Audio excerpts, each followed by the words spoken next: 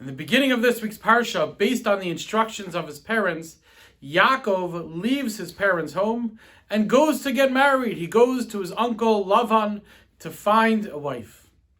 And the Medrash and the Gemara point out that Yaakov didn't go direct. It wasn't a direct flight. There was a slight little stopover on the way. Yaakov stopped over in the yeshiva of Aver for no less than 14 years in order to learn Torah. Asks Rabbi Yaakov Kamenetsky, what right did Yaakov have to do that? We're all for learning Torah, but he had just had a commandment from his father. His father said, I want you to go to Haran to get married. And Yaakov stops and learns in yeshiva for 14 years. Imagine if your parents would say to you, please, could you do me a favor? Could you take out the garbage? Could you get me a glass of water?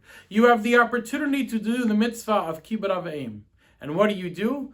I'm going to go to the Beis Medrash, I'll learn for a couple hours, and then I'll bring you the glass of water. Again, we're all for learning Torah.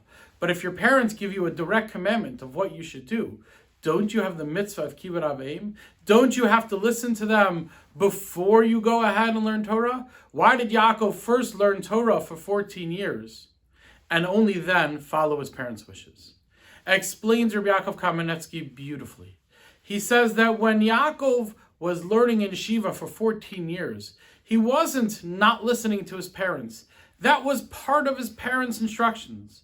His parents had told him to go to Haran, to go live with Lavan. Yaakov knew that he was not spiritually prepared. In order to spiritually prepare himself to do what his parents asked, he needed to first learn in yeshiva. He needed to learn from Aver, who grew up in a world surrounded by wicked people.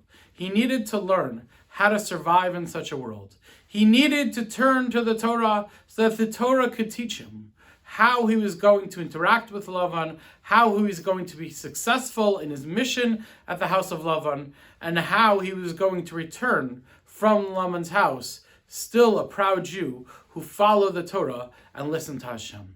He needed to turn to the Torah. He needed the Torah to be his guiding light. He needed 14 years not to push off what his parents wanted, but to prepare and ready himself to do what his parents asked him to do, to go and find a wife who would help him build the future of the Jewish people.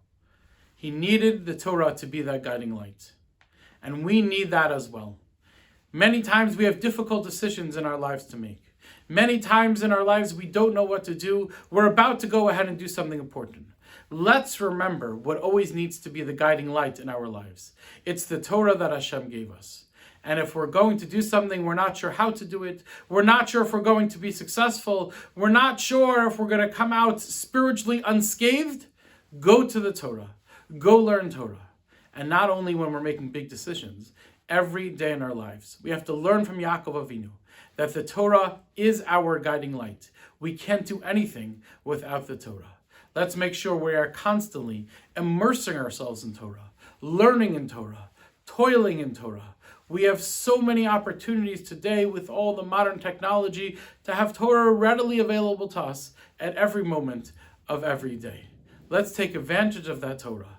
Let's allow the Torah to be that guiding light, that shining light in our lives, which will guide us and help us every step of the way. Have a great, great Shabbos.